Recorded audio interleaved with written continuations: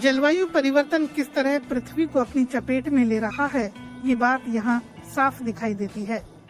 New York university के वायु और सागर विज्ञानी डेविड हॉलैंड पड़ताल करने पहुँचे हैं कि दुनिया के सबसे बड़े द्वीप ग्रीनलैंड में हालात किस कदर तेजी से बदल रहे हैं।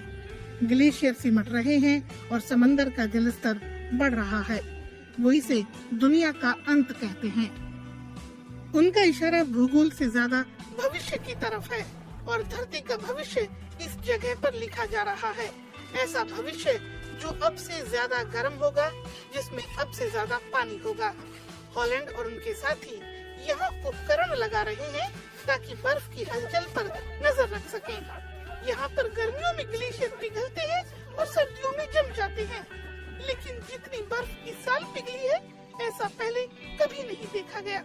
When we come back, जब हम यहाँ वापस आएंगे और अगर बर्फबारी हुई तो इन उपकरणों को ढूंढना इस बड़े झंडे की वजह से आसान होगा।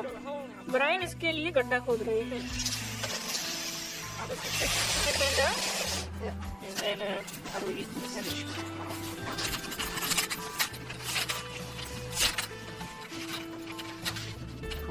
So we have some instruments. हमारे पास कुछ उपकरण हैं जिन्हें हम ग्लेशियरों पर लगा रहे हैं। दो तरह के उपकरण हैं, एक है जीपीएस जिसे ब्रायन लगा रहे हैं और जीपीएस में एंटीना है।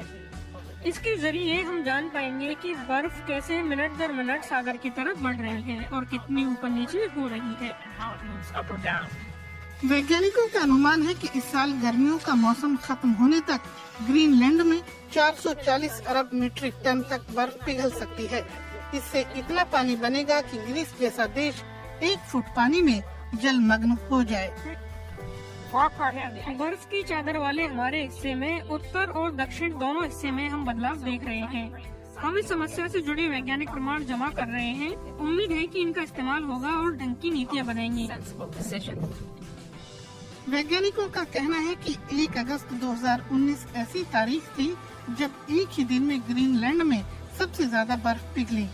इस एक दिन में 12.5 अरब टन बर्फ पानी बन गई। इस साल ग्रीनलैंड के जिन इलाकों में सबसे ज्यादा गर्मी पड़ी, उनमें दक्षिणी पूर्वी छोर पर स्थित हेलहाइम भी शामिल है। 2005 के बाद से अब तक यहाँ ग्लेशियर 10 किलोमीटर तक सिमट गए हैं। रिसर्चर कहते हैं कि इसके लिए जलवायु परिवर्तन और यहाँ के मौसम में आ रहे अजीब बदलाव जिम्मेदार हैं। So this is the Helheim Glacier. तो मेरे दाईं तरफ दूर वहाँ हेलहाइम ग्लेशियर है। यह ग्लेशियर बीते लगभग 1 दशक में 10 किलोमीटर से ज्यादा सिमट गया है। 10 kilometers or so in the last decade or so from that position. मेरे बाईं तरफ वहाँ से आज ये यहाँ तक आ पहुँचा है। Where the ice is grounded on the seafloor down about 800 meters. वैज्ञानिकों का अनुमान है कि वर्ष 2100 तक अकेले ग्रीनलैंड की वजह से समुद्र का जलस्तर 3 से 4 फीट बढ़ सकता है। इसका मतलब होगा कि दुनिया के कई हिस्से पानी में समा सकते हैं।